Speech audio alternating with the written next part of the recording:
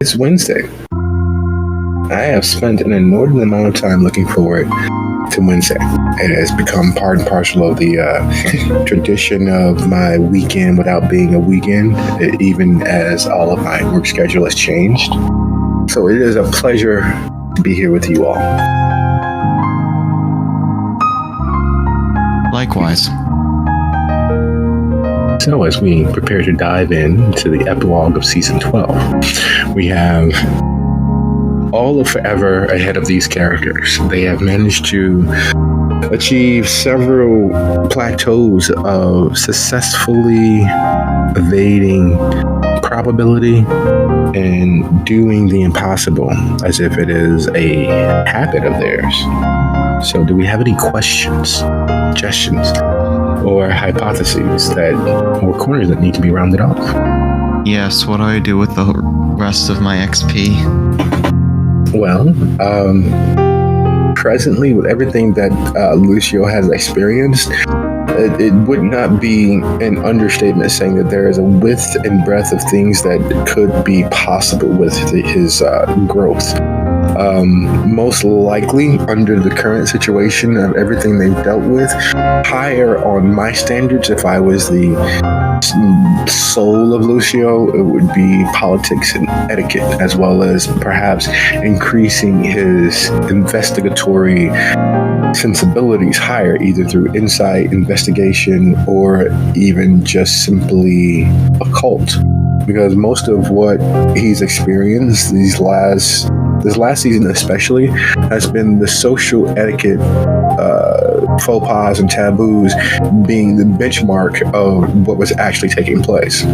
It's all those open public secrets that were glossed over because of a lack of understanding as to the etiquette involved in the society that they are part of.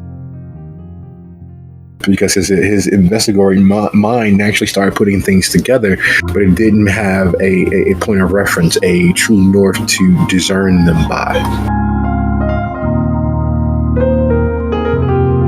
But that would just be me if I was just looking at just the last season and where he was.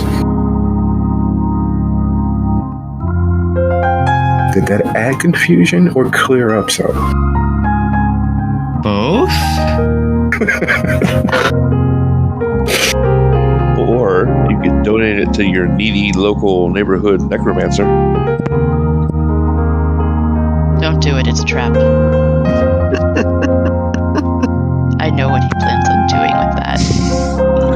I have not human sacrificed anyone in front of you. Yet. There are all sorts of bonding rituals for couples. Human sacrifice could be yours. It could be a new little business you guys open up. Human sacrifice here in Ohio. Care of.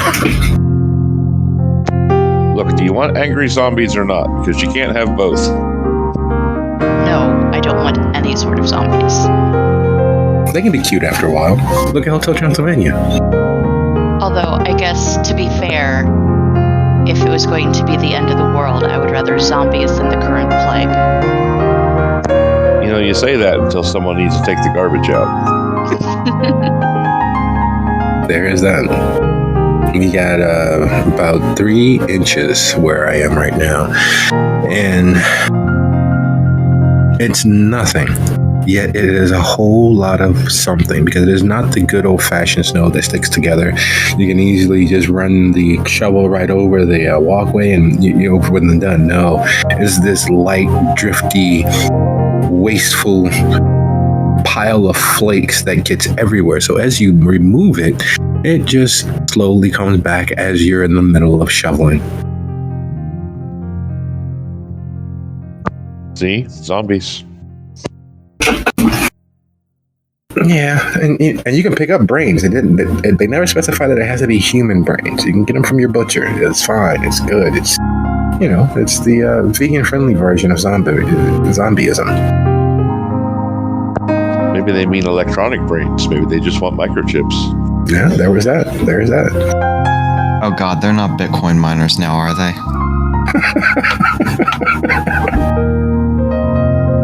They're investing in, what are they? The FTCs? Is that what they're called? NFTs? NFTs. There we go. Some acronym. non-fungible tokens. Yes, but has any token ever been fungible? Fungible. I thought it stood for not fucking trustable. I mean, that's better, but yeah. That's more accurate. Well, you know, trust is an overrated resource more times than not. Because in the end, you can always trust a dishonest man to do what's best for them, but you can't trust an honest man to not do something incredibly stupid.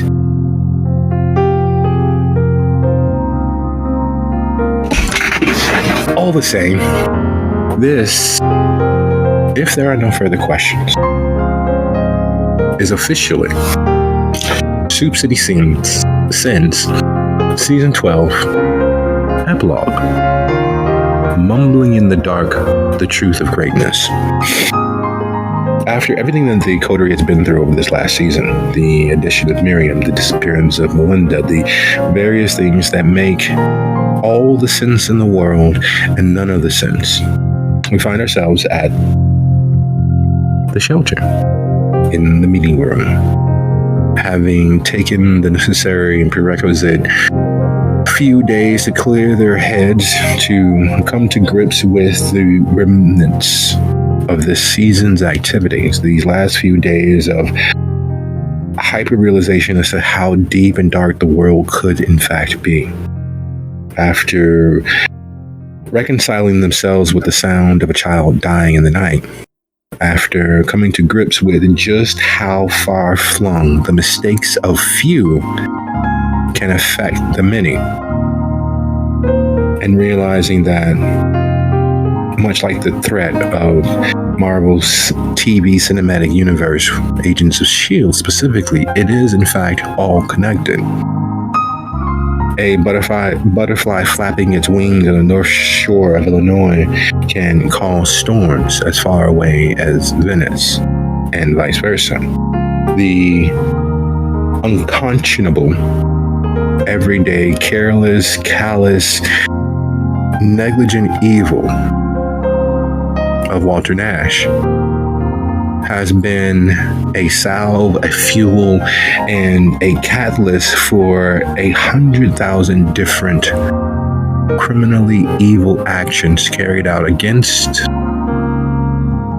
by, and around the coterie members over the last few years. And the greatest aspect of that realization is that none of his actions, none of the evil perpetrated against the coterie, their members, their loved ones, was in any semblance maliciously directed against them. His negligence, his willingness to do whatever it took to continue existing, had ripple effects that left scars, and still does leave scars on the coterie members. His actions allowing the Castiglione and Tories to solidify their hold.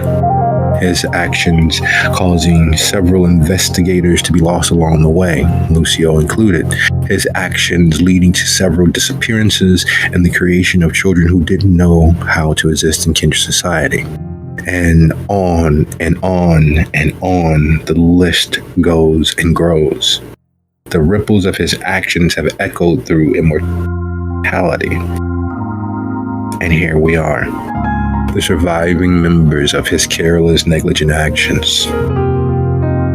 Tomorrow is never promised, but the idea of knowing that tomorrow will come without any directly, indirect stumbling blocks thrown in their way because of the callous, careless actions of one kindred leaves everyone in a small bit of doubt. If one person could have this effect, if one kindred could have this effect, what effects has each of their lives had on the world around them? What effects are still in play from others around them? I think we're just all pondering.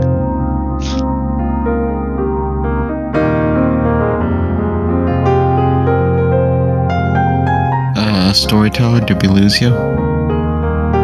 No, never. I'm here. Okay. I think I disconnected and restarted.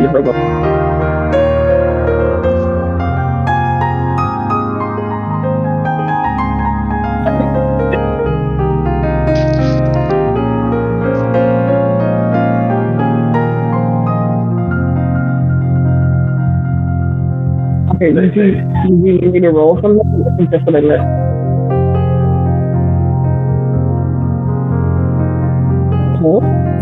Roll something in regards to what? I was asking, did you need me to roll something? I think that's what I missed.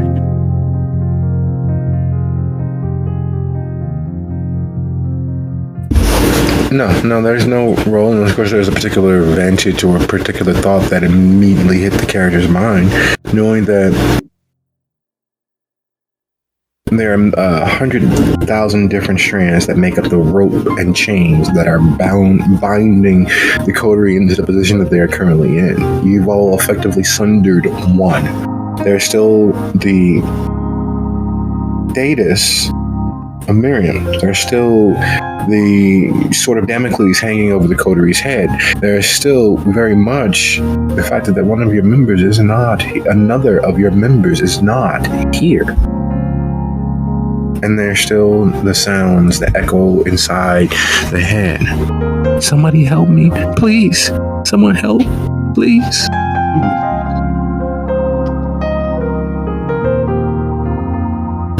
And though you weren't there when it happened, the first rays of the sun as it cut across the rooftop and began to dance along the girl's skin, smoldering at first, painfully like looking into a laser pointer from close range. It's an annoyance, but then it grows. It feels as if you're being bathed in acid and the skin itself is beginning to melt away and catch fire as the fat beneath it, the dead fat beneath it, begins cooking everything else around it.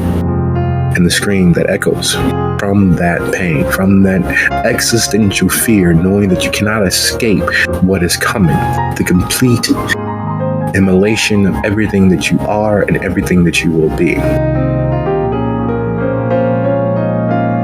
And her screams echoing into the morning, birthing cries of the monstrosity of Kendra's society.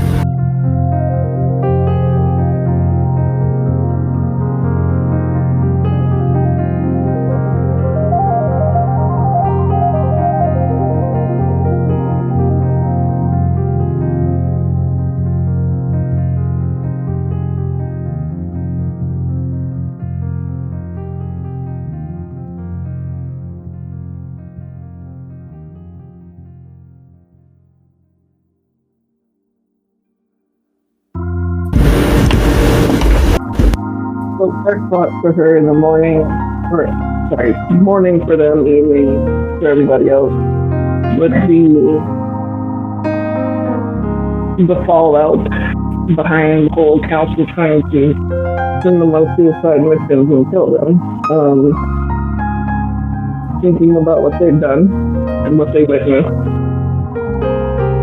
and deciding what's the next best important thing, which is probably busy, because that's the other thing they have held over their head.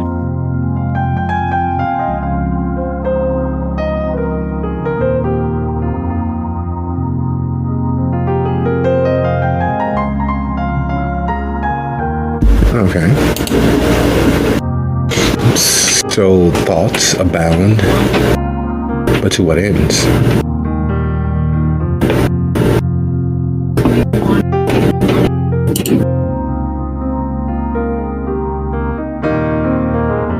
So Lucio's thoughts on the matter, I suppose, right now would be that he's trying to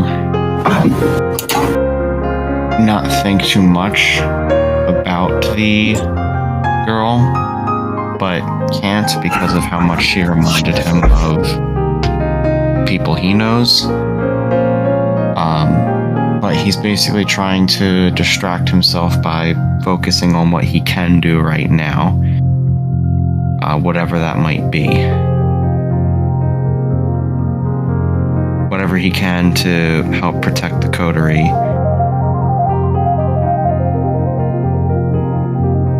And since it seems like they've bought themselves at least a brief respite from the usual issues that they get plagued with, he might be able to find some time to actually do something that he wanted to do for a while.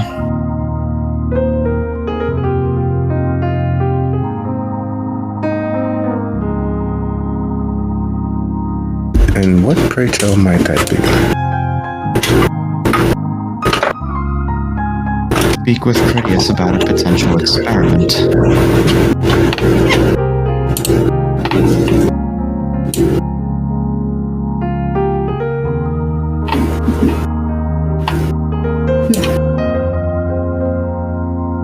Okay.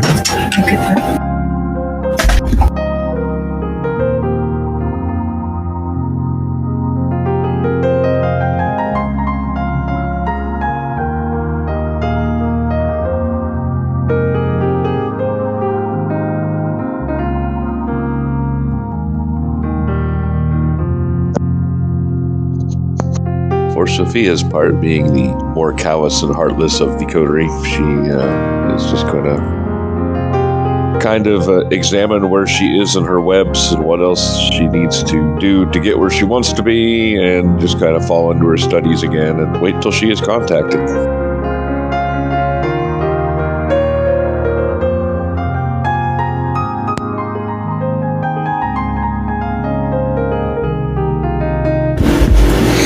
Okay. So, in the grand scheme of things, as things settle out and everyone seeks to withdraw, to draw back into their own corners and their own activities, their own aims and goals, several things stand out. First and foremost, in the relativistic understanding of things, there are those who do and those who have things done to them. Thus far, the coterie as a whole have been the sort to have things done to them.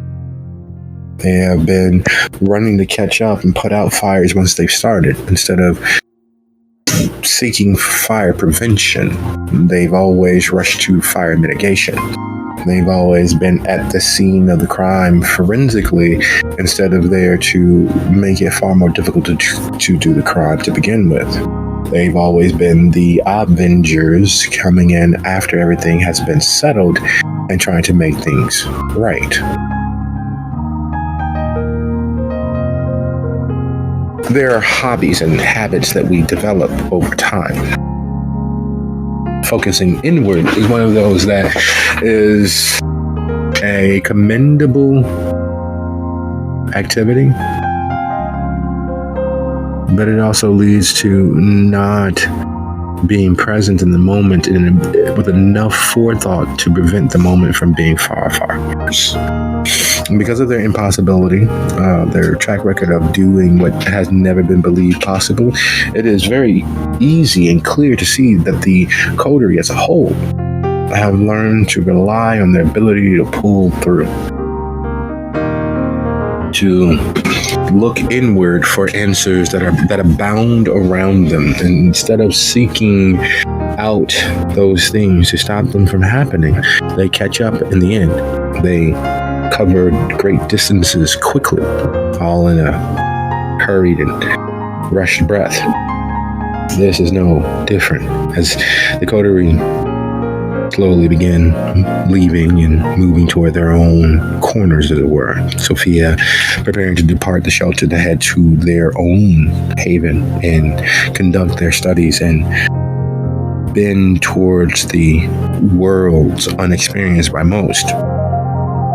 And Lucio, not trusting his phone to make that conversation, to make that call, prepares to head across the city toward Hyde Park to meet the professor, to begin a conversation that could lead to all manner of repercussions. And that just settles into their brooding for the moment, considering how not to consider everything that has swept across the coterie. And as everyone begins making their Irish goodbyes, and the night moves as it always does, ever onward, ever rushing towards the dawn.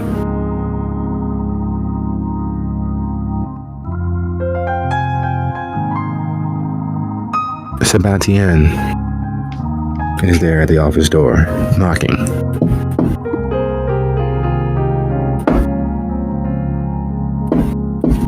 Insistently.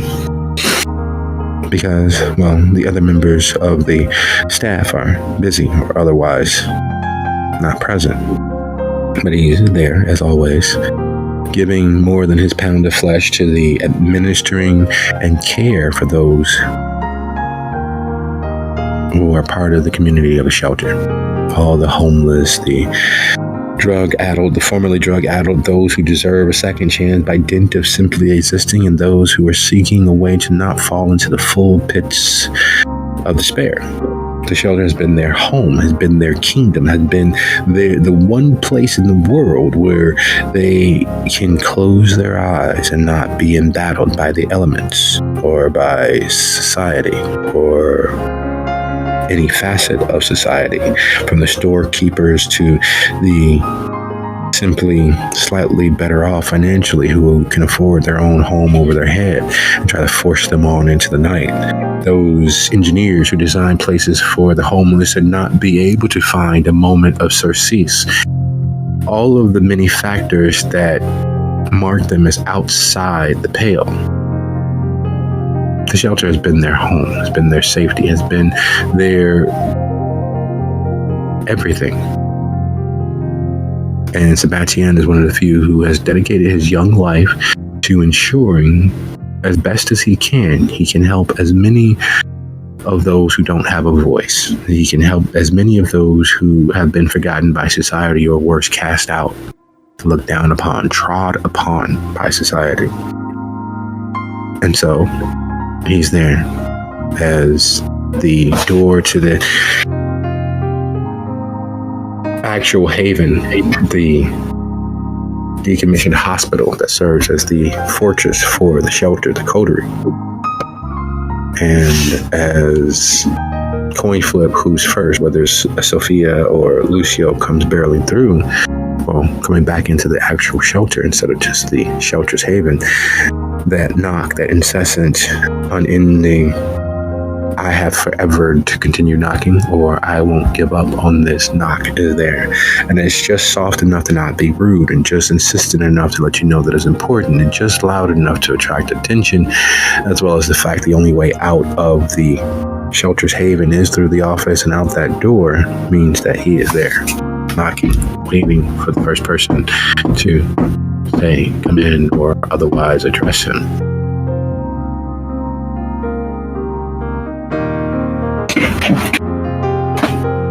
I will turn and glance at Hestia. This is her place.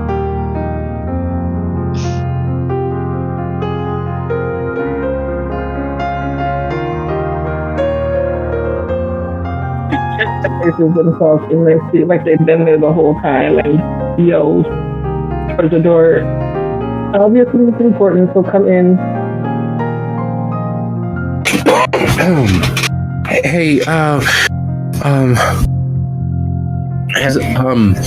Well, you know, we don't really get many inspectors, but there's he was supposed to be here earlier, but something happened with his car or whatever else, and he's actually here, and everybody's busy, and he wants to, well, he wants a tour to make sure that we are at standard and that we're meeting code. And he refused to believe that I'm actually part of the staff. He says something about, it's illegal for kids my age to be working this late. I don't know. But he refuses to leave, and well, there's no one else but you.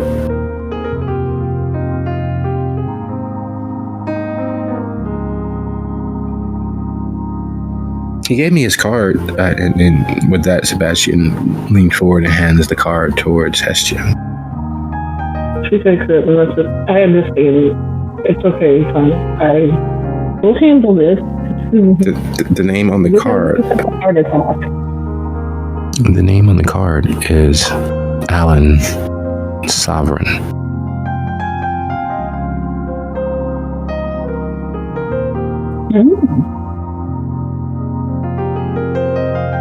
Does it? I mean, I know it rings a bell for her, but I don't remember. Well, Alan Sovereign is coincidence. Where coincidence is well, the name of the seneschal.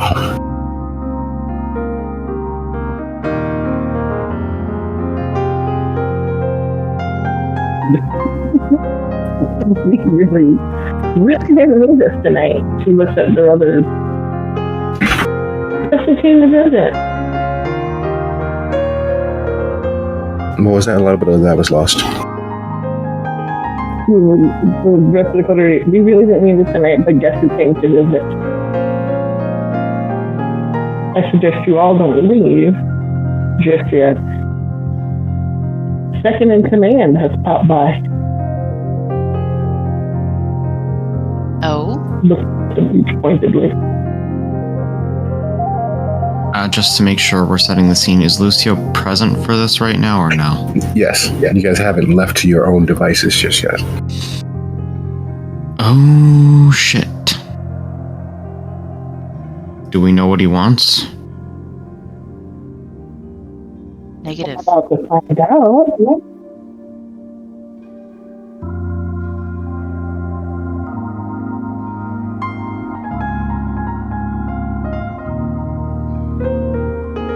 If I recall correctly, the last time he spoke to us, he said he wanted us all dead.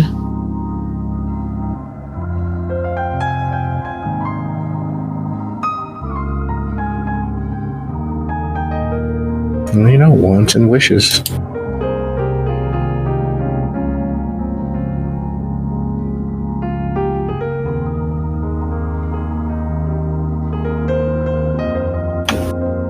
Well, I suppose we should keep waiting. Not necessarily wanted, more the fact that he was tired of us skating past the rules and getting our way, so he would have preferred that we be taken care of and not be the council's problem and further.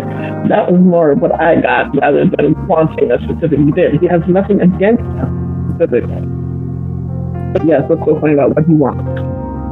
I suppose we will find out. Did he tell us when he's coming? Oh, he's right here. He's here now. That's why the card's in him. Oh.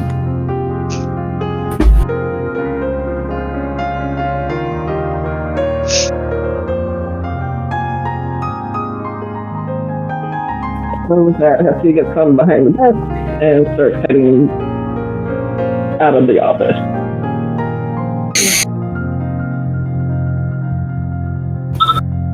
There is the impression, due to the height difference of where the government sat and the floor upon which everyone stood, that there was an immediate height difference. It forced everyone to look up towards them. As I'm taking it that everyone's together, or is it just Hestia?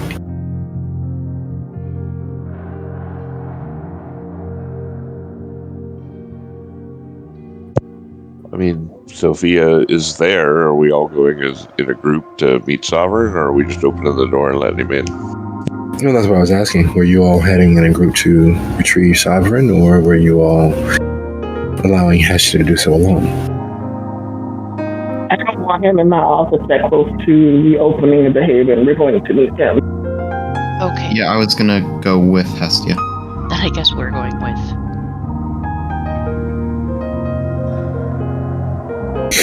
Excellent.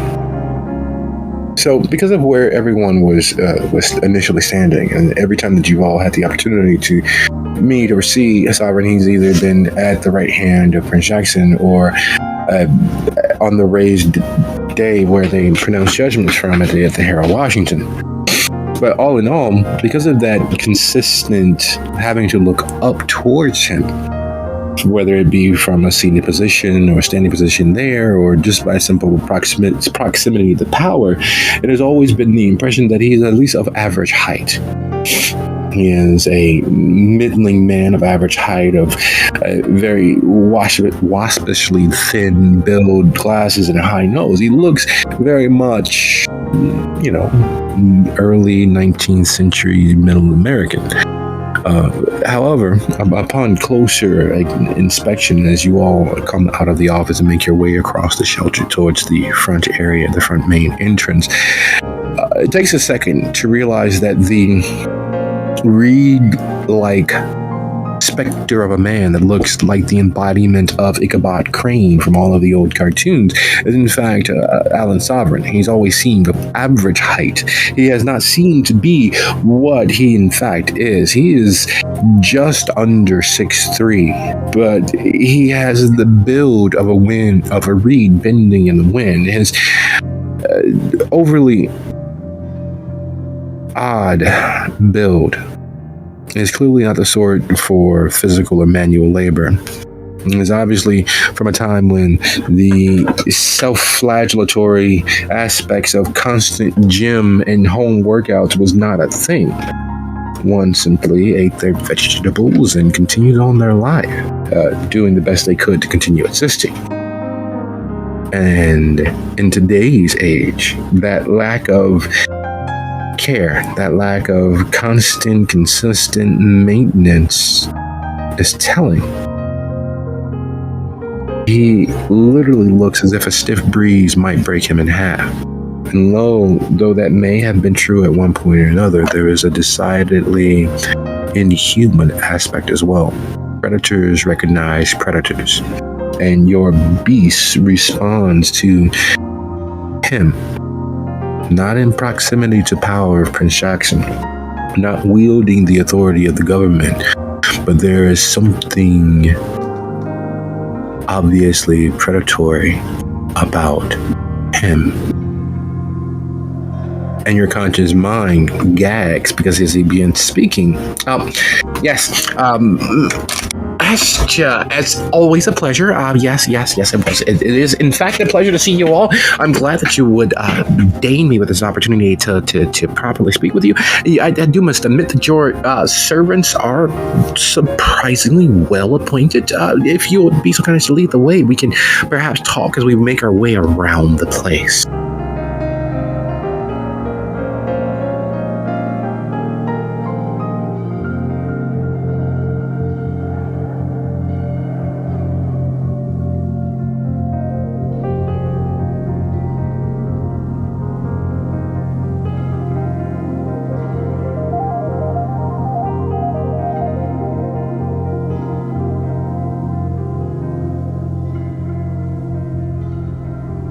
Particular bent.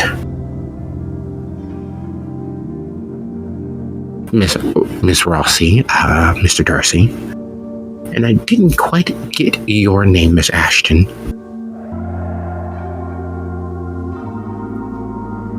He will smile and say, well, Miriam Ashton, but it seems that you already knew that. Oh, yes. She'll flutter her eyelashes at him.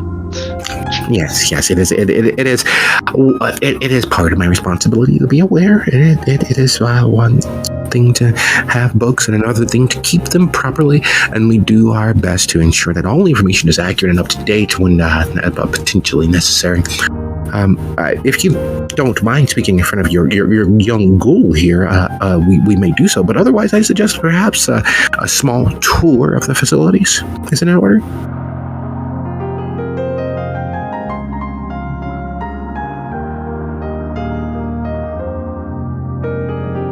Yeah. Great. We need to take a walk.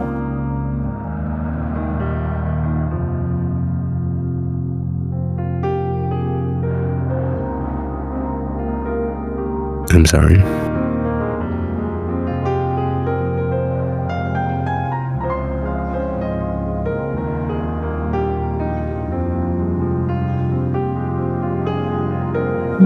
This is the shelter, and she's putting on the, what do you call it?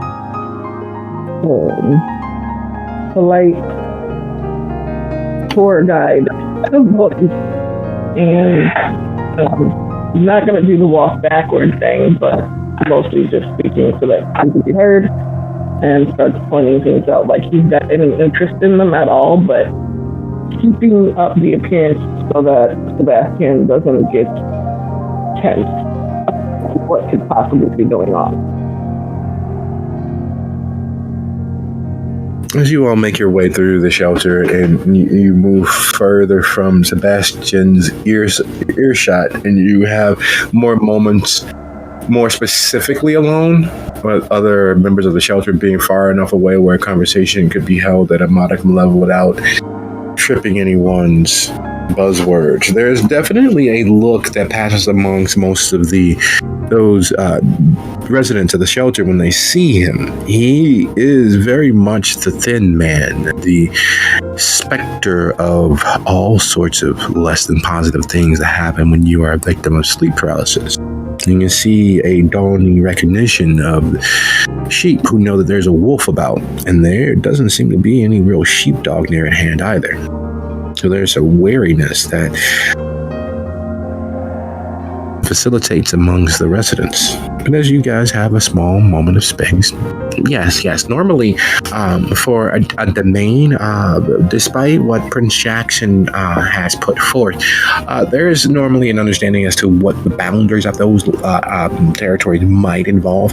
And while you all have, operated admirably in regards to not specifically stepping over any bounds, there is, there's no other way to say this. Some of the Bahari have gone missing, specifically the assistant grand priestess, I understand that what they're called, the second in command or whatever it is. And while we'd love to commend your potential, because we know that it's more than likely your group of associates who make sure that they were no longer amongst the damned, there are several things that needs to be settled in regards to, well, they had right to domain, and we'd like you to look into it to find out exactly what happened. Why did the secondary grand priestess, or whatever they're called, disappear and put an end to the there's no other way to say this, the small strife that has manifested as several lower-ranking non-entities have sought to perhaps move into the territory and make it their own. And so, well, you all are hounds, and this is very close to your territory. In fact, it is part of your domain, as we officially understand. Well, this should be something that you all take care of before it spills over into the public media, because, well, if it does, then you all, of course, will be held liable, and we will have to perhaps maybe renegotiate the boundaries of your domain granted to you.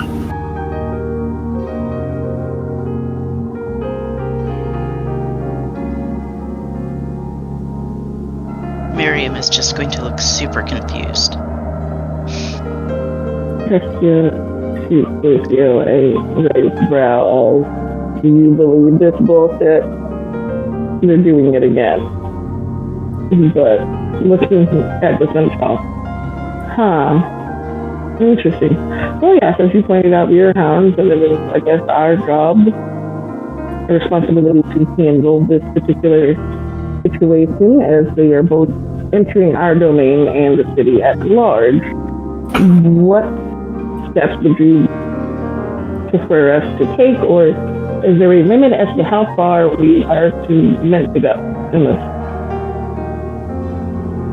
I'm not quite sure I understand the question. Because as far as I'm aware, I believe that what you're asking is how best to do your job to protect your domain. Is that exactly what I'm hearing? I just want to make sure that I have this correct, because, well, it is in fact your domain, and we don't want things to spill over.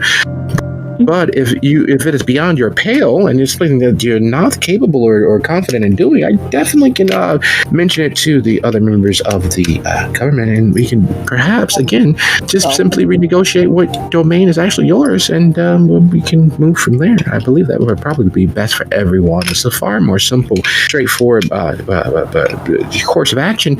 If that's what you'd like, I definitely can do that. It would benefit us all greatly if you, as with your recent spate of successes, were perhaps taken down a peg, as the kids say these days, or at least they did back in the halcyon days of the burgeoning 21st century. Yeah. I said none of that. I am asking simply if there are parameters with what we might have to work, as we don't wish to break any of the rules and stay in our lane as far as not making sure that we lose our heads because we've done something wrong. That is all I am asking. We will handle it. But I want to make sure that there will be no rules broken because we used a little too much force or not.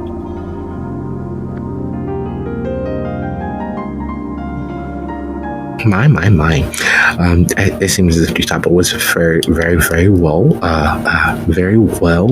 in choosing such a potential candidate for the chantry. It is great, that understandable, that your drive is to make sure that you are well within the boundaries of the law. And I'm sorry that no one has actually properly instructed you as to what the law actually is and what your duties might be.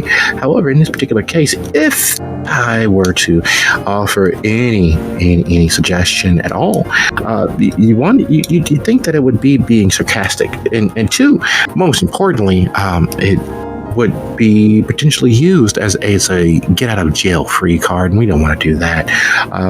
So my suggestion is you understand the traditions, you understand the rights and rules of being, how to execute the duties of ensuring the domestic tranquility to the best of your ability. So keeping those two parameters in mind would probably be the best bet possible. In regards to the amount of force used, well, you know that, again, the traditions are there for such a particular end. You all do not have the right of destruction, but if you want to do as you so choose, you may, and take your chances. Other than obeying the traditions and fulfilling your responsibilities, I'm not quite sure where the confusion is actually. Unless, of course, you're looking for a particular loophole, just in case there's a overstepping of any of those things. The traditions, traditions, and really, that's pretty much the grand basis of all of our understanding as far as things. So, yeah, I understand that you all did manage to survive Curtius's re-education. One of the first graduating classes at that, even. That was quite the miracle, especially with his penchant for not respecting or engaging in, the rights and responsibilities of the fairer sex. I was never really much of a marrying kind myself, so I never found the use of them. So I understand. But it seems as if I may have gotten off subject here. Were you asking me how to do your job, or was the boundaries of your job?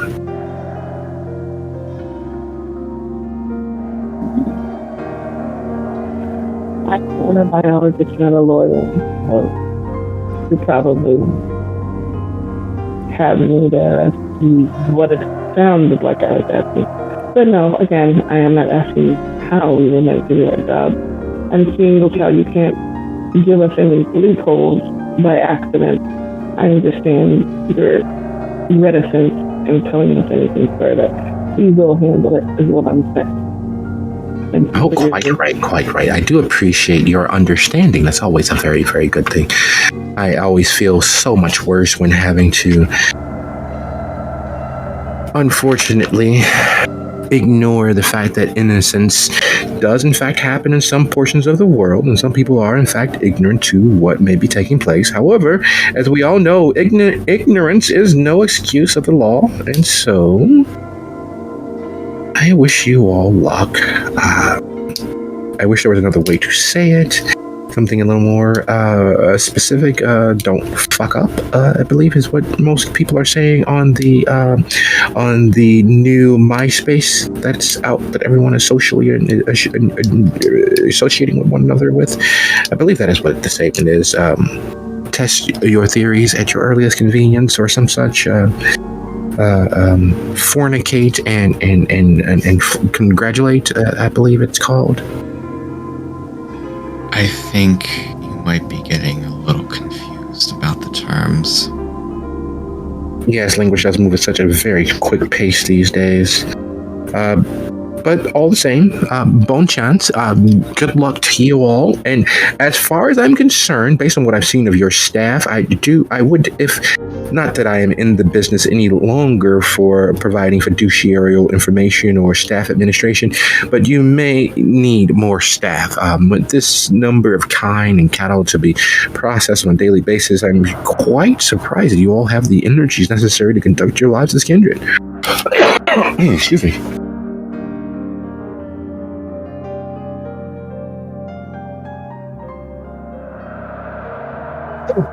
Sorry, you say process?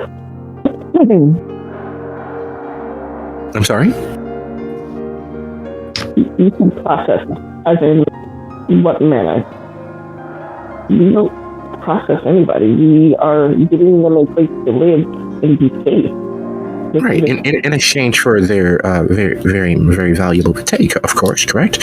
You are managing. I do understand that the Mr. Darcy here is involved with the blood trade and has made quite a name for himself as a provider of very, very particularly advantageous vintages. I did not believe that it was possible for someone so young to be so well enmeshed, but I see why you are able to obtain such a wide selection of vintages, and I congratulate you. Though if I were you, I would definitely look into considerably more staff.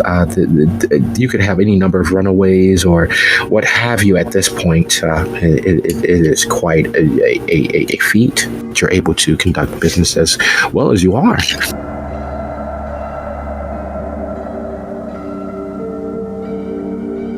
She knows when it's time to shut up, and she says nothing further, and just kind of smiles and nods, and well, let's do. I'll have to head back to my office and look into getting more staff, and then walk away. Your advice is very much appreciated. We will be looking at some more creative solutions to resolve that issue. Excellent. Well, it is always a pleasure when getting the opportunity to speak with and entertain those members of our society that are perhaps on the fringes. Miss Rossi, we do look forward to your actual report, free of your charges when you have the opportunity. Of course, no rush. We do have the rest of forever. Miss Ashton, enjoy your time amongst the hounds of the city. I'm sure that Damien will be along shortly to properly ensure that you are not as believed. All the same, enjoy your evening. I look forward to your success or failure. And, well, thank you very much for the tour.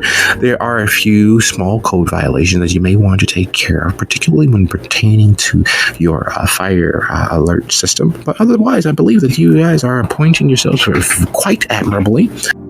Again, enjoy your evening, bon chance, and all of that good stuff. I will see you, hopefully, under pleasurable circumstances. Good night, you all. And with that, Sovereign is exeunt of the scene, leaving you all with you all.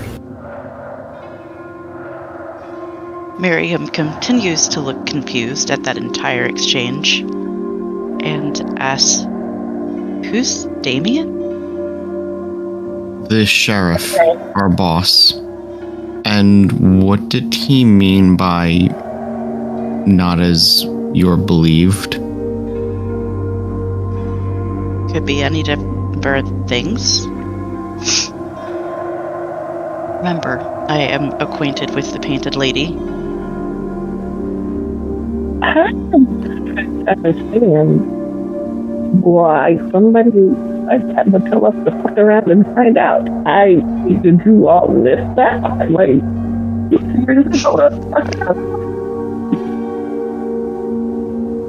in a polite manner, which is weird, but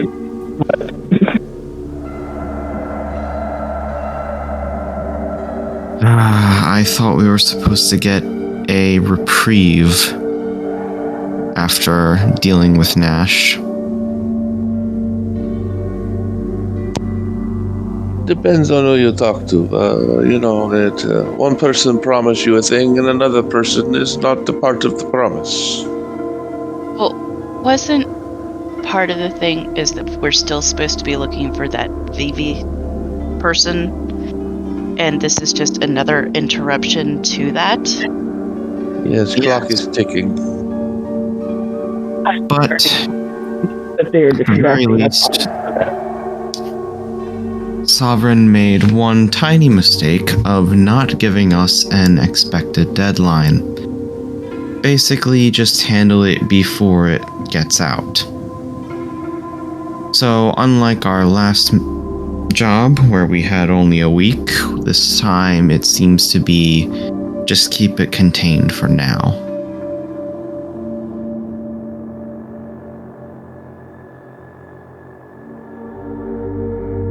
I'm still feeling very much like they keep throwing at things at us because they know we have a clock ticking for the thing that holds our life in our hands. And if we do not accomplish it in time, even by a minute late, they get to kill us.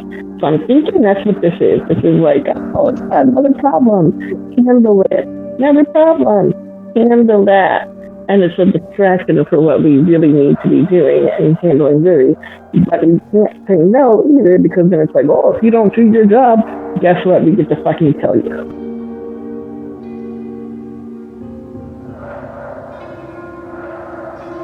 As much as I normally don't like to split focus, in fact, you know what? I'm not even going to suggest it. We should always be trying to focus on one thing at a time, because splitting the focus has never worked out for us. Should we agree to deal with the Vivi situation first, then? Or shall we deal with this other roadblock first? Well, it seems that we should at least scout the roadblock and then make a decision. Because if they're making plans and moving fast, that's not going to give us a whole lot of time to contain it. Fair enough.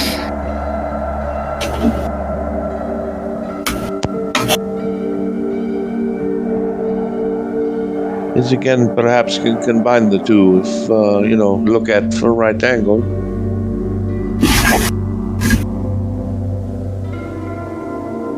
Potentially, but we tried that with the Nast situation and we didn't really get the opportunity there.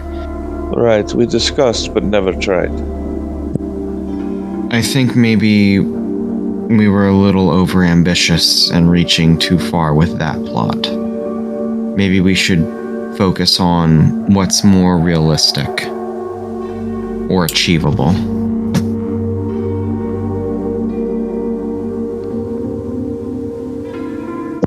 Anything is achievable if you have enough boldness to reach out and grab it.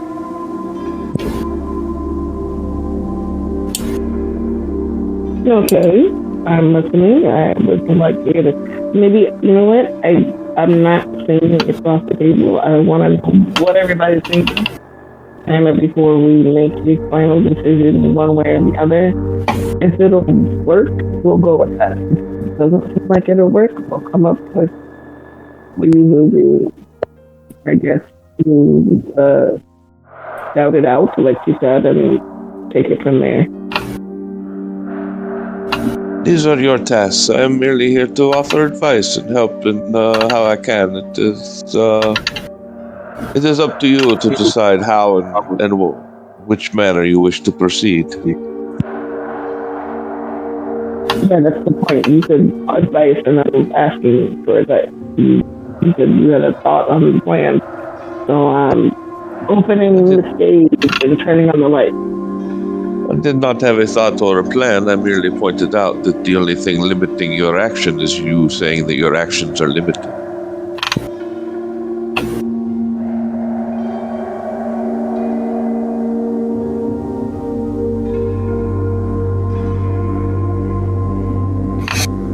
Would everyone be so kind as to roll a wits and awareness for me, please? Are we about to get ambushed?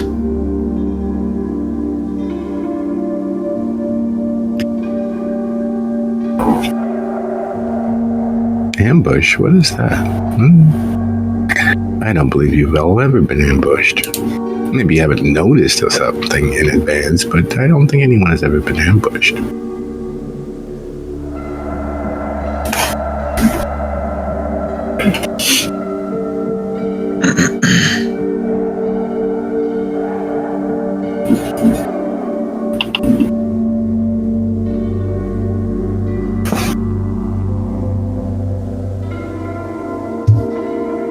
Well, now, fate has its own mind, as always, and it dips into this ballywick, and it dips into that paint jar, and it makes a tapestry out of things that were heretofore previously unconnected.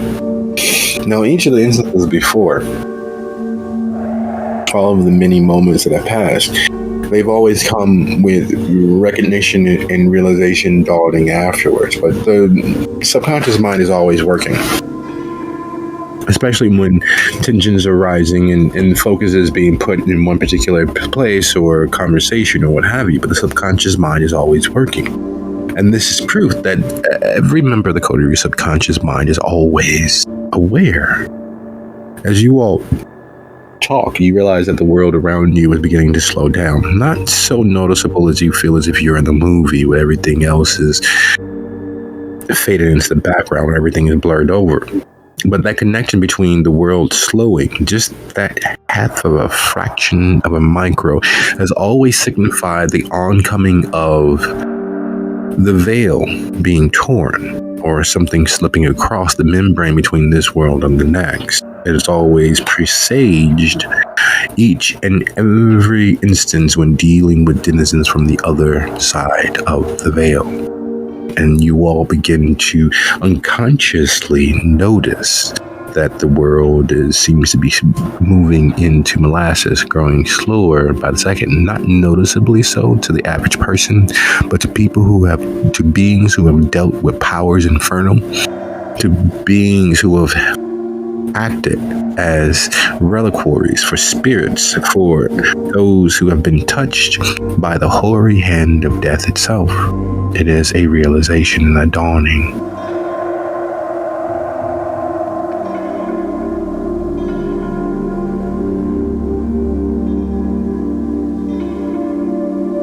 Anyone else feel that? If Is by your that pimp- you mean weirdness? Is Yes. your pimp friend coming to visit again? Let's find out. And Lucio activates Oblivion Sight.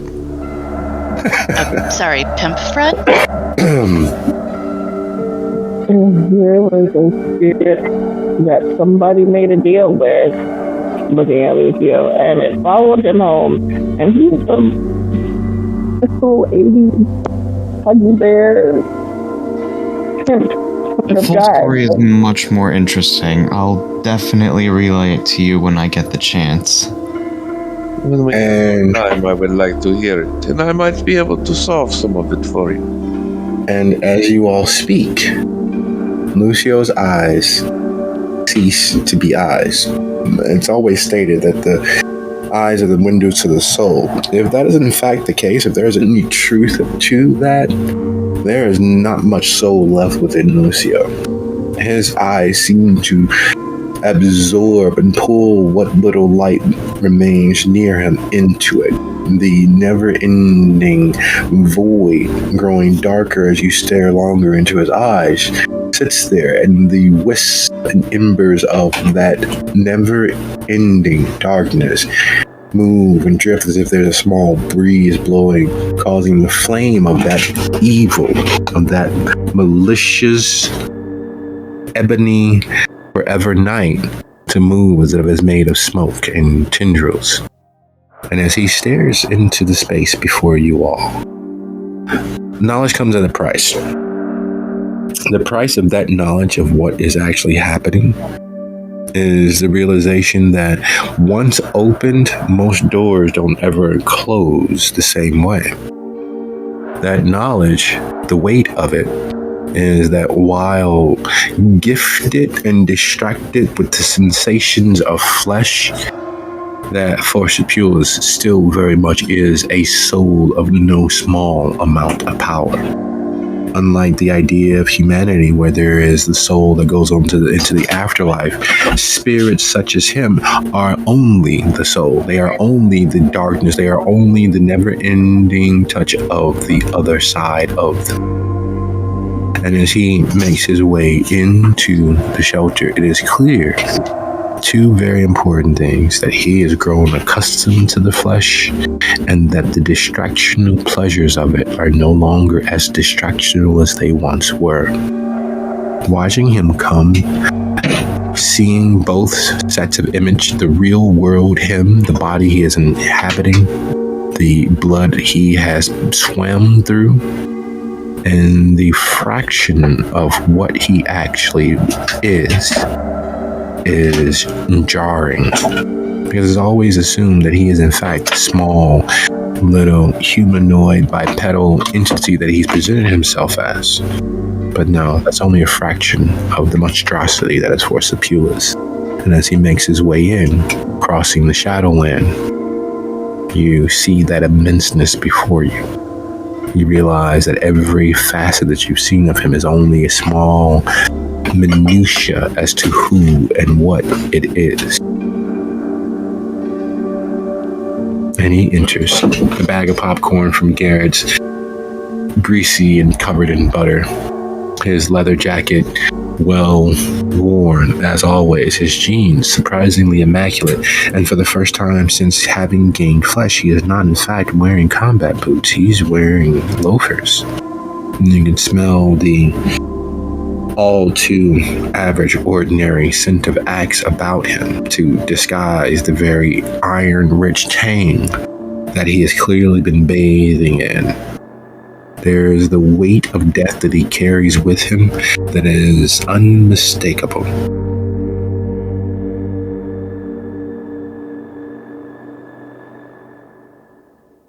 Long time no see, old friend. How are you doing? I'm doing fucking great. Got an army at my disposal. I've got spirits clamoring for more of your little kindred flesh to live in. And I don't like it. Who is this fascinatingly handsome gentleman? For Sepulus, at your pleasure, if you're willing to take a chance, just so that we're aware before we get down to that sort of business. I don't mind biting. Stabbing's okay, provided you stay away from the eyes. Those are motherfuckers to reknit. Tearing tendons is fine, provided you do it with your teeth only. Claws are a pain in the ass. Fingers are great, but preferably fist. And when the blood flows, we don't stop until the wound heals. You would fit right in some of the families I know. Families? I've watched those documentaries. I like those documentaries. But yeah, I don't like where I currently am. I don't like the trouble brewing. I don't like not being the center of the chaos. And because you all let this fucker continue living, I guess I gotta come here and talk to you about it. I gave you the warning. I gave you the heads up months ago, and yet you still let this fucker get his fingers in. So. The Bane. The Bane. I'm sorry, the what? Wojciech Castiglione and his triumvirate of fucking dead wizards. They have routed a portion of my army. They're moving in on things that aren't theirs. And unfortunately, I didn't realize this. It's all your fucking fault. By aligning with you and your pact of non-interference, I can't fucking rip his head off. Because unlike you, I am a man of my word. I am a spirit of my word. I am a soul of my word. So I can't. But you all have no honor. You are bound by your word. Kill the fucker. Get rid of him for me. Get him out the way so that I can continue doing what I fucking like doing. I really like this one. He is much better than the pimp. And you still hanging around with that little nobody? You should have let me fucking eat him. Next time I will. Next time. Oh, fucking next time. What is it with you all? You do realize that forever is only just now extended. Now is the whole time that we have. Later, it doesn't exist. It's a fucking figment of your imagination. Later was yesterday. Later was 100 years from now. Later was 100 years back then, but that's still now. Now is all we really ever have. And you all squander it tomorrow.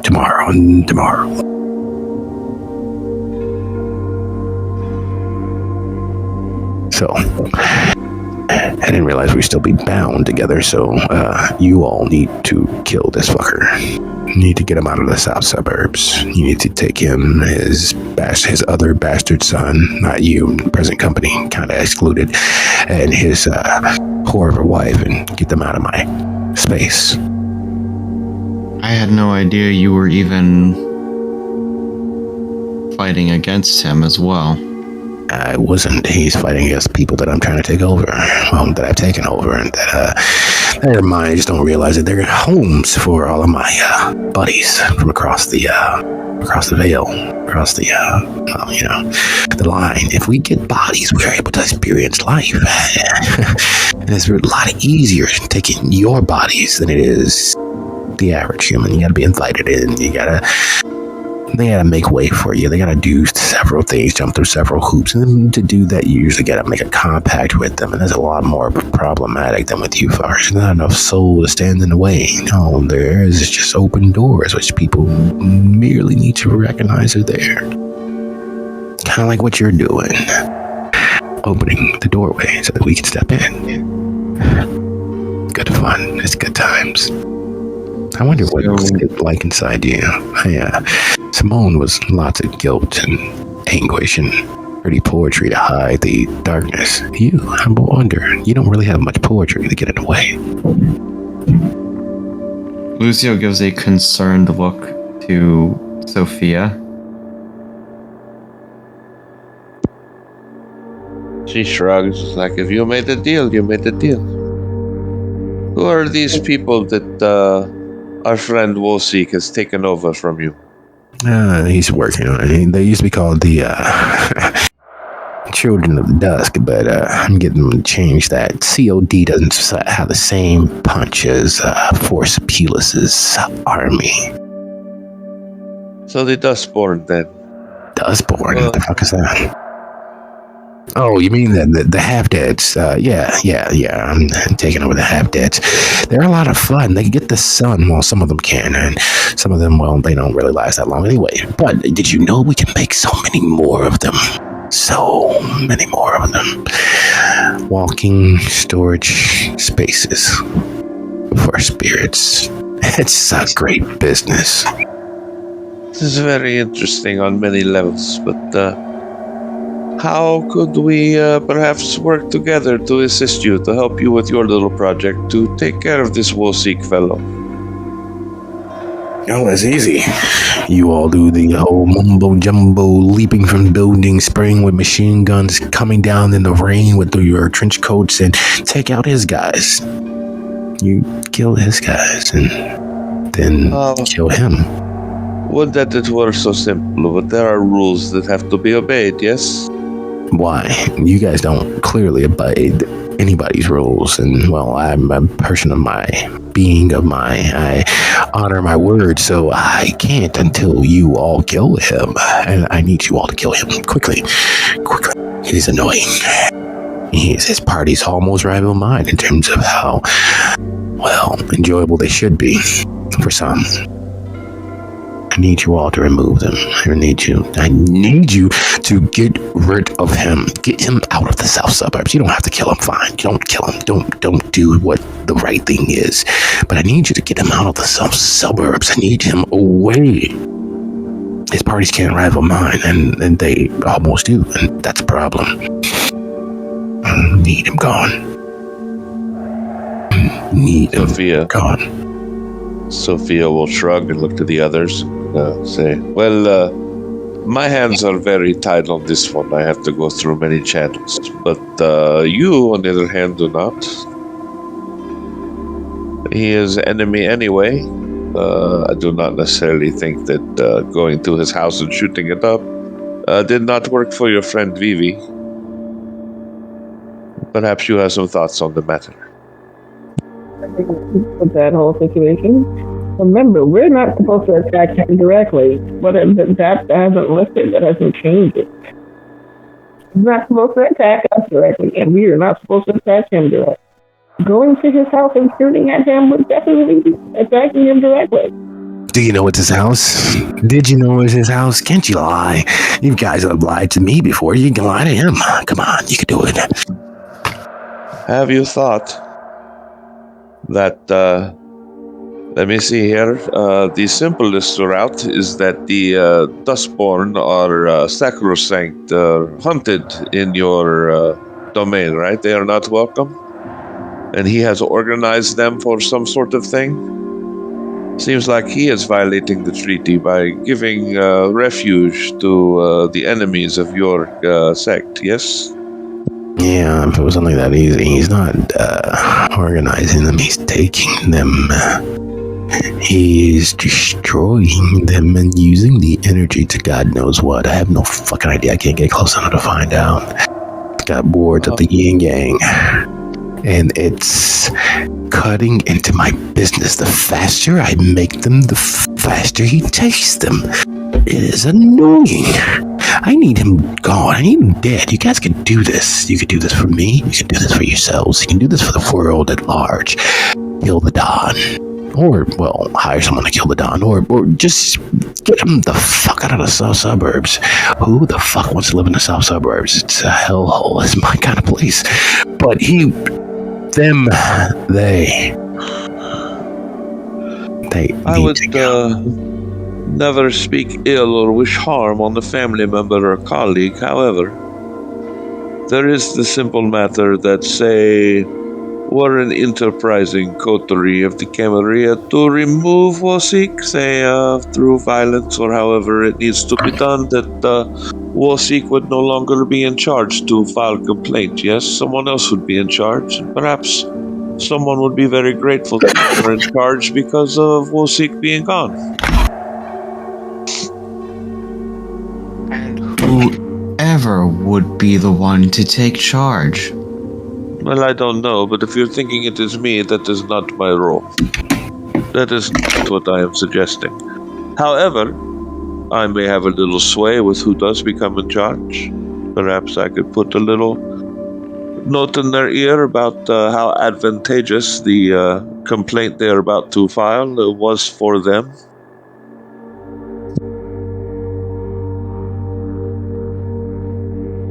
So we're staging a coup? I would never suggest such a thing. Let's see a look at for a few. Now, you have just said how easy it is for your little friend to take over us. Why don't you, not you specifically, because you're saying you can't interfere, some of your little friends take over his wife's body or his son's body and use them to kill him. Problem solved. If we could break their wards, we would. But they're warded at this side of the veil and the other one. They've even tried going through the fucking Arcadian paths, and guess what? This fucker's paranoid as shit.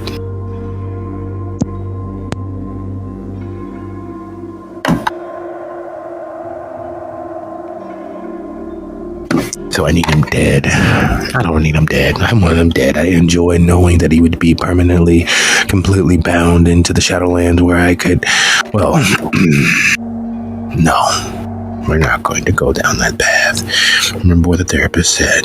You are not your feelings. Your feelings are expressions of your own demons and spirits, and you must master your own demons and spirits. And the best way to do that is to realize that they are there. Anger is a secondary emotion. It doesn't have to. Okay. So, he doesn't have to die. He merely needs to get fucking gone. Find another reason for him to be somewhere else, anywhere else. If you don't have the gall, the strength, the sheer willing to help a brother out and kill the fucker, get him out of Richardson Park. It's too close to what I have going. It's too close, and he's taking too many. He's already killed as many as you did, as many as we did. And I've been making them as if I was, seeding the field. As if I was a farmer. Had rows and rows of these fucking thin blood, and no one ever fucking notices. Because most of them, the smart ones, the good ones, they can go out in the daylight. They're a little sick, they get a little burned, but it's okay, they can go out. Until no one realizes that they're dead. And you know what that is like. Feeling the sun on your skin, the warmth. It's a drug all of its own. And the souls are willing, the spirits, the banes, the jaglings, they are willing to give me almost anything. And he's taking them all. He's ruining my business. He's ruining my parties. He is a thorn. So, two things then. The first thing would be if we were to, mutually help each other, what would we expect in the form of gratitude? I won't come back here and take any of your lost little souls. I won't come back here and set up shop, a franchise if you will. I will make sure that your names and faces are known so that those who partake of my business in the south suburbs don't accidentally take up residence inside your cold, dead hearts. And, being a friend of a friend when when death comes for you and you don't have a mortality resting there before you, I'll make sure you at least don't get made into one of the stones in the road, or one of the bricks in the wall, or worse yet, whenever you guys got made into a fucking chair and you still haven't lived that down yet.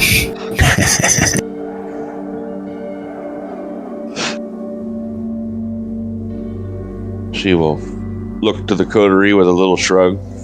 And the other thing that I am thinking is perhaps if you cannot get through the wards, we need to find someone who can. So what can you tell me about this pimp, this man you called Blue? That little pissant, he's getting a little uppity, but at least he's smart enough to stay the fuck away from me. Because while I can't eat him because we had an agreement, I can make his existence a lot worse than he can make mine.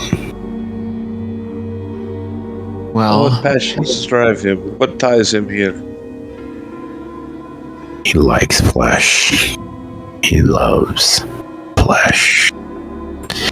And your friend, Don Castiglione, makes sure that he has far more flesh than he can ever do anything with.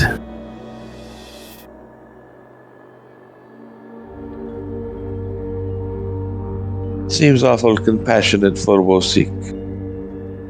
Really? Do you know the amount of energy roused in a good row, whether it's blood and guts or hitting all of the inside of those guts, the passion that you mortals release, the energy that can be funneled into a good high working spell. The spirits that are attracted, how it thins the veil with so many spirits pressing from the other side to get a whiff, a scent, a nose full or an eye full of what's going on this side. He's using him as the penultimate honeypot to pull all of those little veins of passion and lust and vice close enough to the veil so that it's nice and thin. And then he uses them in his machine, whatever it's for. He's building power. Not sure why you need that much power, but if I get close enough, I can find out. Unfortunately, the paranoid son of a bitch won't let anybody or anything with any amount of strength get close enough to figure out what's going on inside that fucking church. Which church and how strong is the ward preventing from getting in? I may know some spirits who are weak enough to get through. If it's a matter of church, the new community church on Lakeshore Drive, out there in Richton Park. It is a mecca of death and passion and vice, and I think I'm more upset that he won't let me get close enough to get a good look. Do you know how much that radiates? It's like going near a nuclear reactor.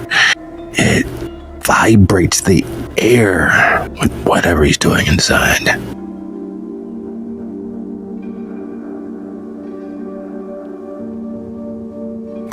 And I want him gone, whatever it is, stopped. I want him out of my fucking hair. Okay, the therapist said you don't have to give in. Just because you're triggered doesn't mean you have to go off. You're not a firearm. Okay, we don't have to. I would like him removed from the area, in whichever way you are able to do so that doesn't violate your conscience. That was actually nice. I think that worked. Yeah, that should work, right? It's not angry. It's not. But I need him gone. I understand. You need him gone, is what you're saying. On this we agree. Perhaps I can find a way to turn this blue. Certainly he can get through and let us know. Or he already knows. Or there's always the direct route. With that, she will look at the rest of them. Say, but it is not for me to decide. We definitely need him gone. And for what it's worth, I do owe you for Sipules.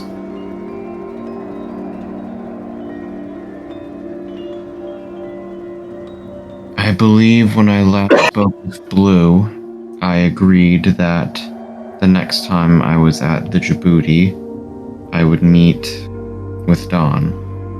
Or rather, he could meet with me.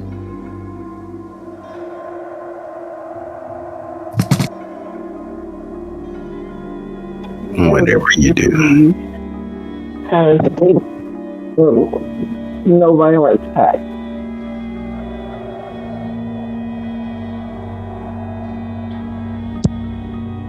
If you are drawing him to this restaurant, perhaps our friend here could just take care of him directly.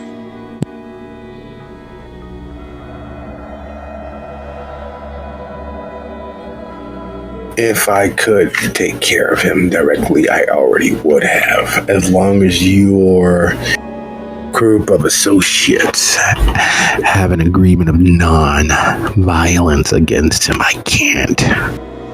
Because unfortunately, honoring your word has drawbacks. We have an agreement. Anyone that they can't harm, I can't harm.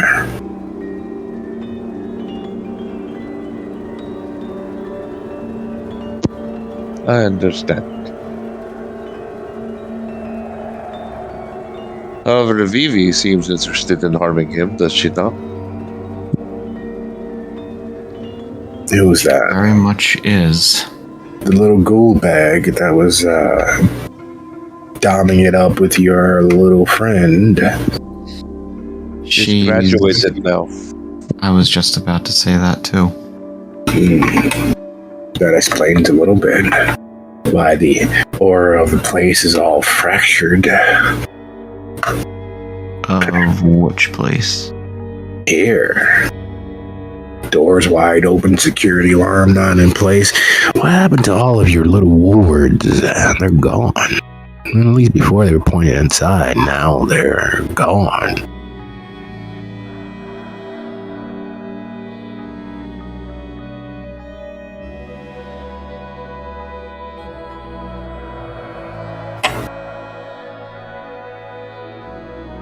Oh, That makes her spirit growl because she didn't drop the wards. there was a thing earlier? I don't know what it was, but there was a thing earlier.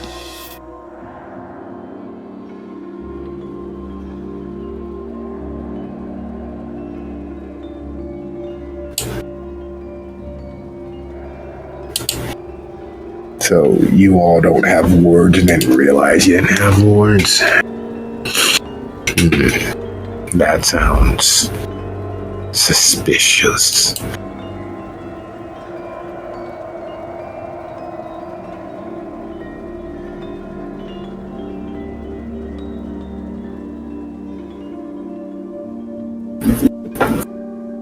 And a lot going on. Focus has been no switch, and I'm the only one that knows how to ward this place.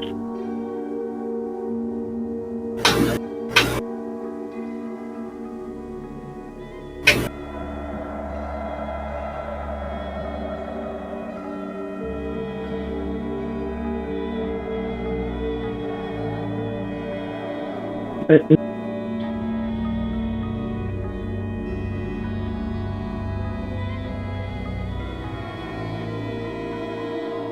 no.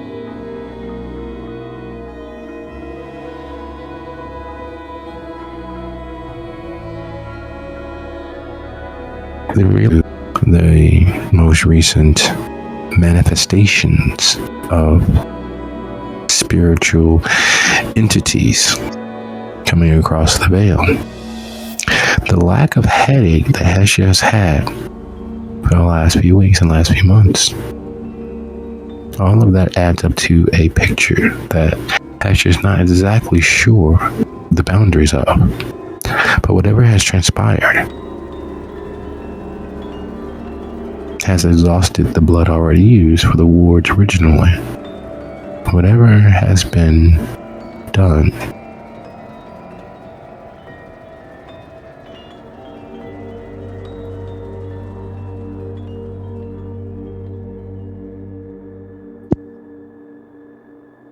This is not my area of expertise, but does this mean you have been attacked while you are not even here?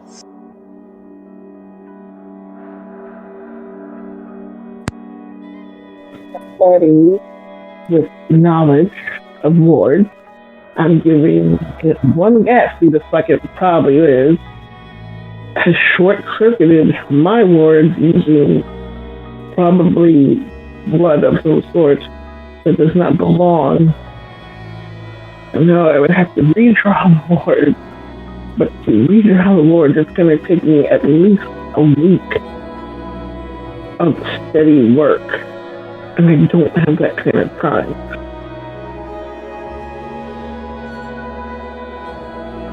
Miriam will look thoughtful. It's like, by wards, do you mean like those box things from 13 Ghosts?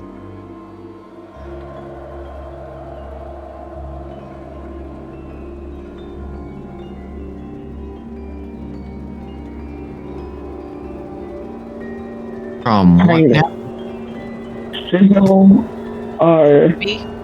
part of the ward. So, like, in this movie, there's like this house that's built to trap ghosts in it. And it's like a whole ritual thing, but they trap ghosts. Is that what you mean by wards?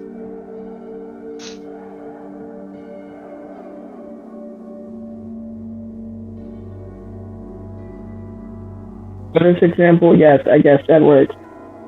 Okay. Gotcha. because I have no idea what you're talking about otherwise. Remember how they started breaking the glass to break the wards and breaking the machine? Yes. That's what I feel like that has happened. Somebody broke the glass, but it wasn't physical glass. It's metaphysical glass.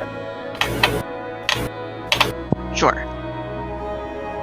I still get the vague idea of what we're talking about now, though. Okay.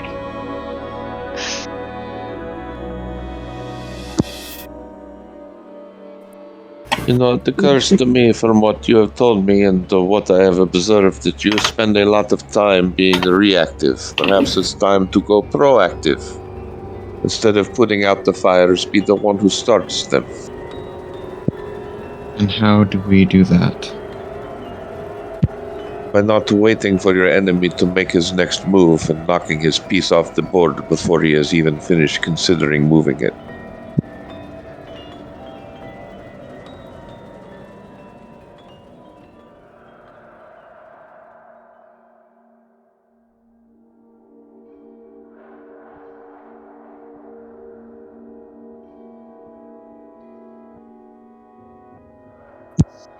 What pieces does he have that you are aware of that you could knock off his board that would then cause him to make a foolish move in retaliation? Apparently some half-bloods. I could speak with...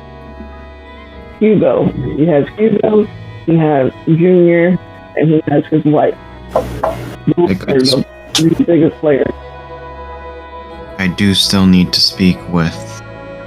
Of course, with Ignacio.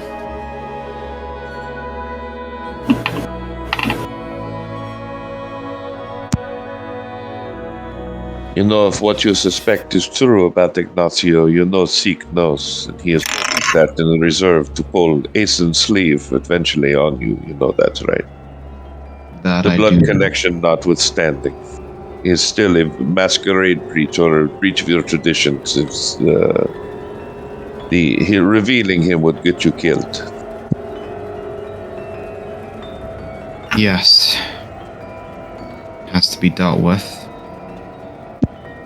Might be a good piece to remove. It solves multiple problems at one time. My thoughts exactly. Also, I can Although- advocate that in good faith, because if he is your child, he is not a member of my family, and therefore I care not what happens to him. Right. The only other thing I could suggest would be turning him against his father. A spanner in the works.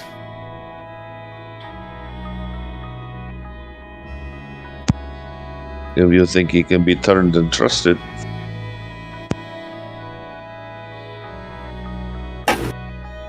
Hard to say. Well, look at it this way. Who do you think you'd be more scared of? You or Dad?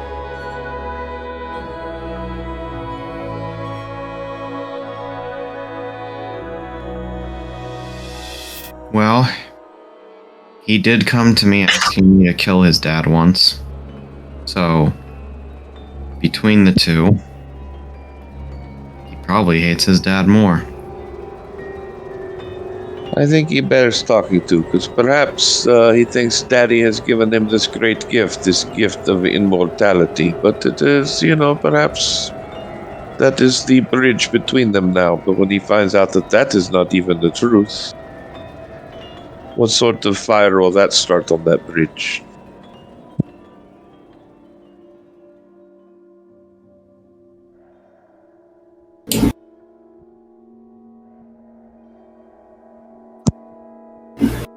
All right, well, I guess Either we way. got Yes, either way, I think he is the piece. So whether you turn him or remove him, he is out of the game, correct? Correct.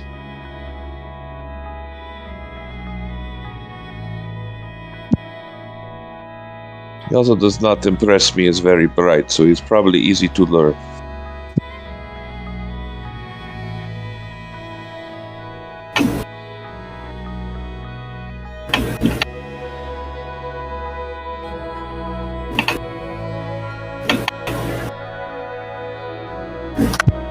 Perhaps I measure him wrong. I do not.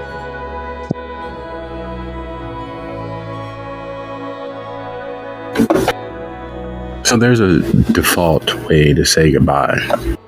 Usually involves leaving. Usually involves creating distance, opening a door, closing another. There's a standard operating procedure for continued resistance, at least normally. You all realize that for the last 3.5, 4 minutes that you all have been talking to yourselves. And the world is moving at its own pace and its own speed. And that you all are as alone as you possibly could be in a public hallway.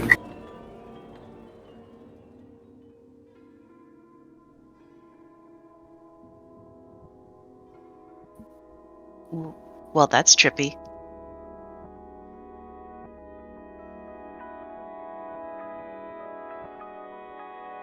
Does that happen a lot?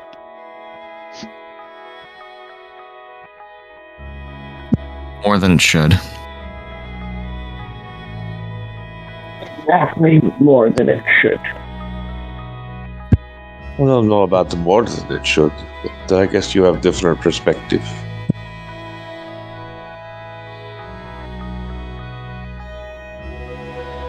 The revelations that Don Castiglione is amassing disposable power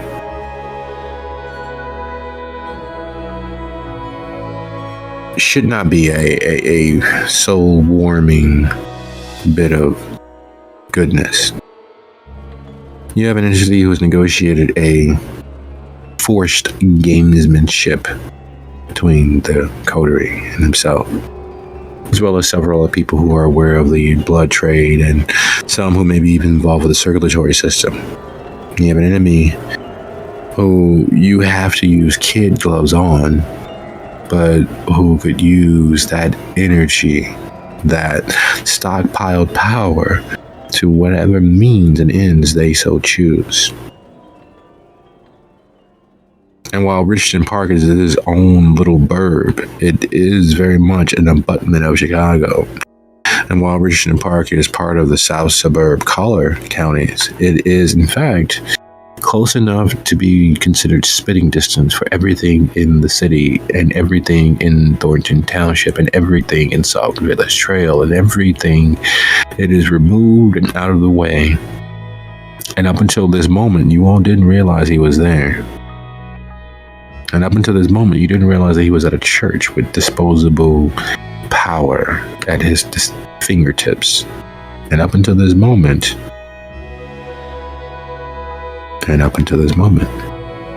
another instance of a day late and a few dollars short. And up until this moment, the consideration of where in the world Vivi actually is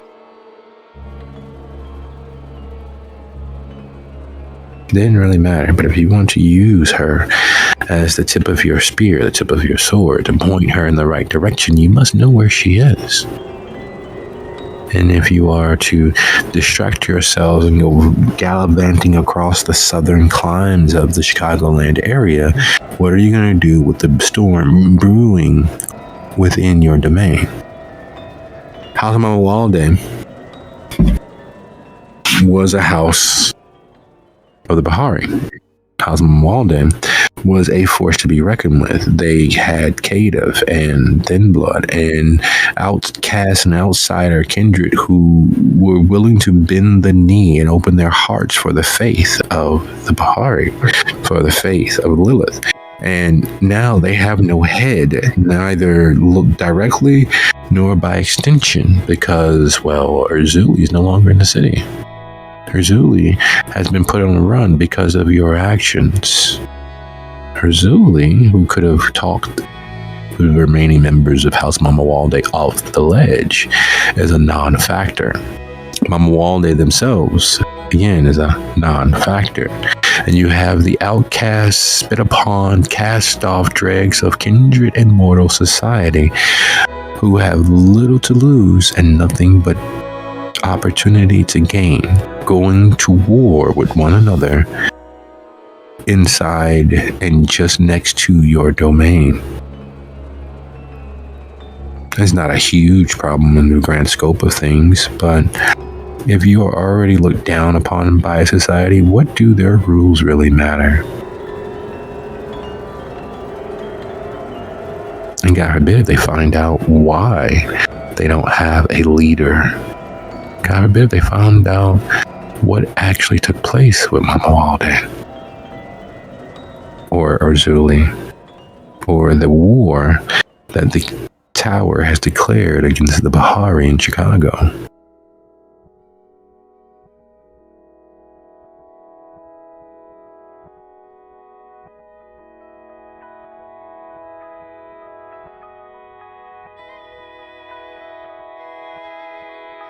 So in the end, are you going to be doers or those who allow things to be done to them?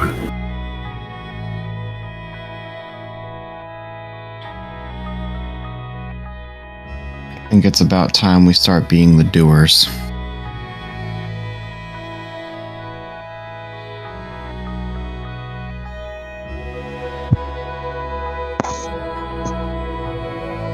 There is a time to rest and a time to fight. You have done plenty of resting. Have we?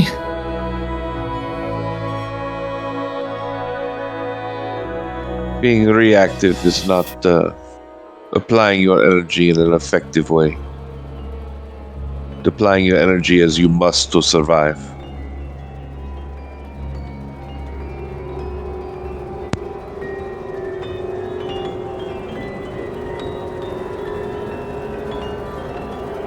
There is a deep sigh from instant side of things. And listen to those. That's all fine and well, and yes, I agree with you to take the lead in this, but I cannot leave here tonight before I make at least some adjustments to protecting the main room, the haven, from intruders, as it were.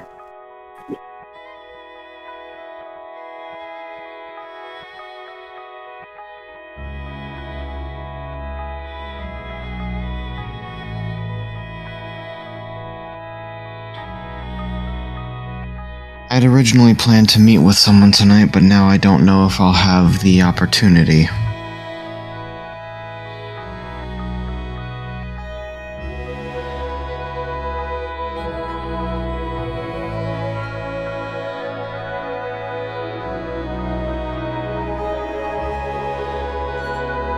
Miriam, do you have any knowledge of the Bahari at all?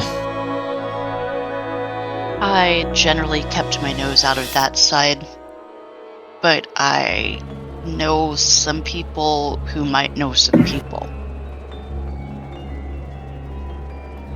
Are you friendly with these people? Friendly might be a stretch. More, I get a little bit of respect because of my associations and my work. If that makes sense. It does.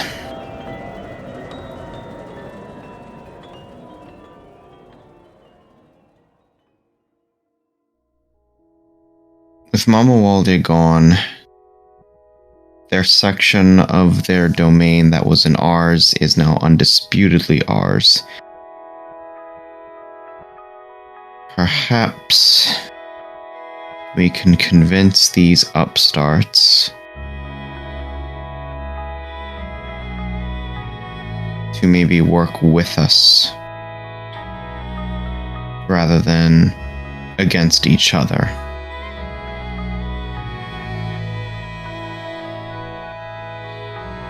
And I think maybe, just maybe, Miriam, that you might be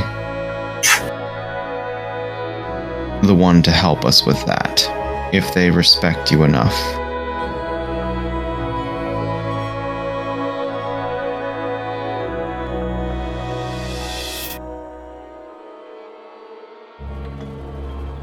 Well, that's the question then, isn't it? There's only one way to find out. Yes, there is.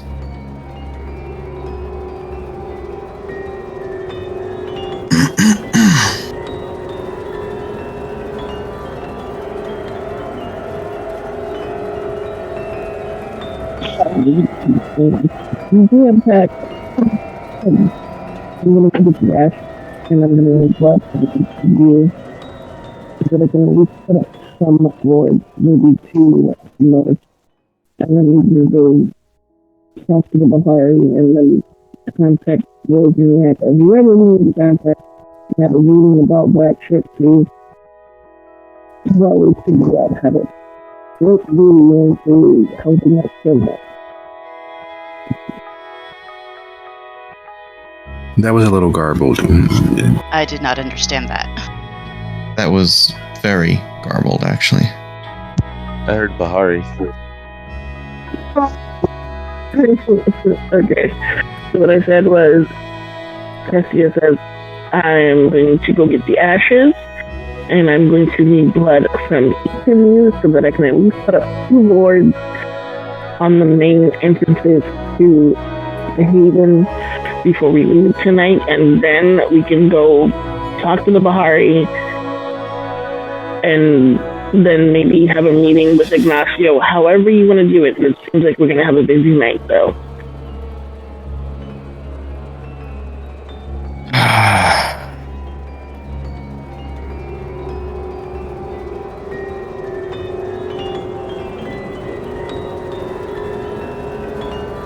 Fine.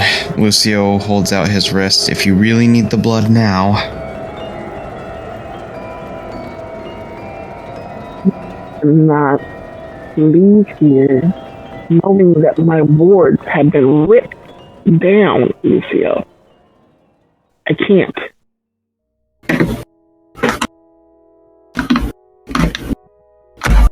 Then take the fucking blood.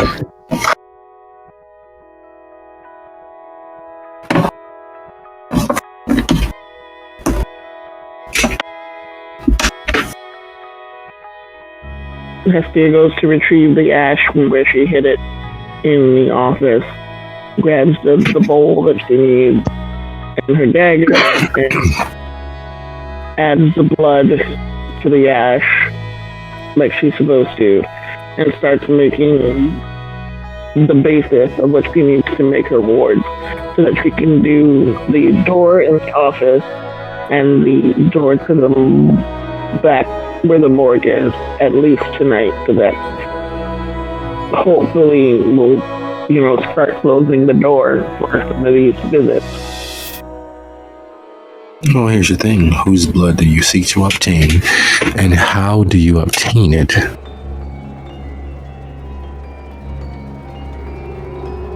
Well, Lucia's, of course, because he's considered a Puerto Rican member. I don't know whether Sophia would want to or not, but since they're welcome here, I guess it would be best that I have it.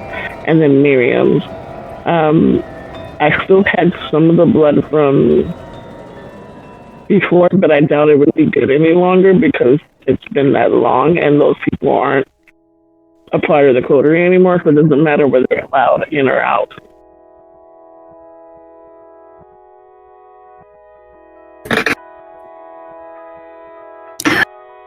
And how do you obtain the blood? How do you get the blood from them? Walking up to Lucio and he's holding his hand out, she very gently runs the blade across his palm, squeezing his hand so that it drips into the ashes, and then walks to Miriam, giving her a very questioning view next. Just a little bit, I'll be fine.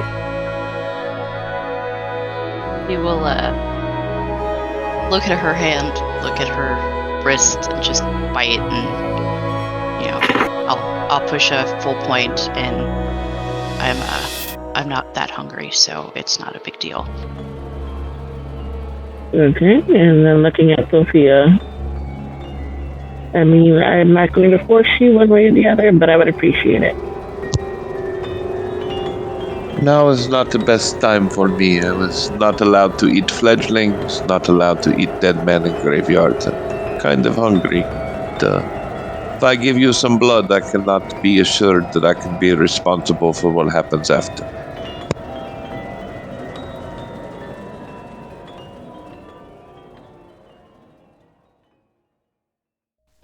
Let's do not. Okay. And then adds her own killing it, obviously, by saying, cutting it off the palm and squeezing it into the ash.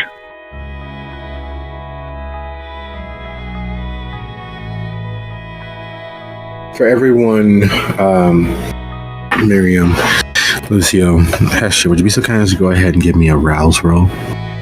And for those who did not bite into their flesh, you will need to make a mend roll.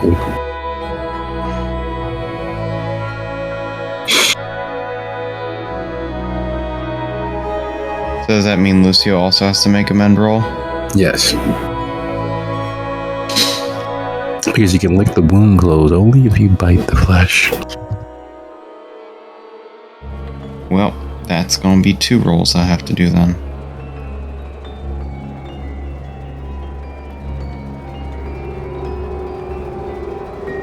Lucio's at 5 hunger. Well, shit. We did talk about fate. Stepping in, easing through the door, slipping through the cracks and crevices, having its way with all those entities that choose to exist in this world. And fate is definitively a prankster, and a very childish one at that. Because as the beast rears its head with nothing around it except for all of the humans you've all helped. All of the humans that have that lovely, deliciously sweet, sticky, ickiest of the ickiest flowing through their veins.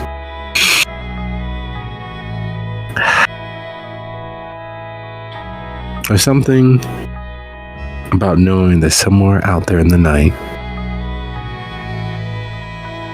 Blue, Don Castiglione and his family, as well as all of the spirits they have trucked with, are bursting guts laughing at the well.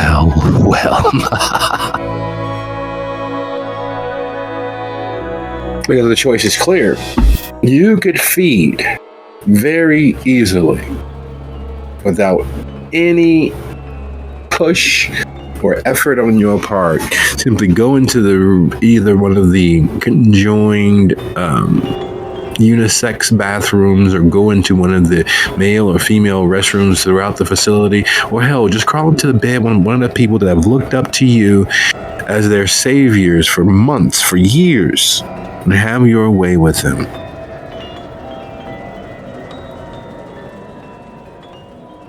Or you can attempt to not shit where you eat and head out into the night, knowing that the beast is riding you like a busted bronco, trying to break you to its will. And at the first provocation, at the first opportunity for it, not for you, not for what's best for you, it will have its way with you. It will take from you every ounce and measure of goodness and use that as the whip that it will drive you forward. And while Lucio's beast is by far the loudest, it is not the only voice playing behind the curtains of your conscience. Sophia, having already been at the precipice, and Miriam growing a step closer, and Hestia having cracked the door a little too far for the beastie inside to poke its head through, to get its foot in the door so you can't close it anymore. All of those beasties are at play in the fields of your mind and imaginations. They are cooking up imagery and sense and the feel.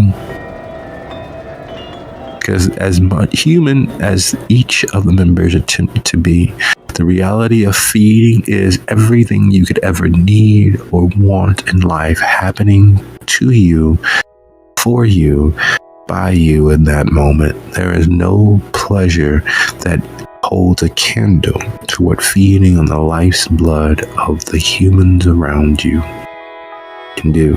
Because you share their life, you share the essence of their soul, you get all of their joys, all of those bittersweet moments that bring tears to the eyes, all of those moments that have them reliving their glory days, be that from high school, college, hell, grade school in some cases. All of those moments from rearing children, from birthing life, from meeting first love to having first lust, all of those pleasures are in the kiss. All of those pleasures are in the feeding and the taking of a life. And the beast knows that it's so easy. And with thoughts of divesting the world itself of all the blood that it might have, I'd like to thank you all for a lovely episode. And I will see you guys in prompt and post and next week. Good night, everybody. Good night. Good night, everyone. Night all.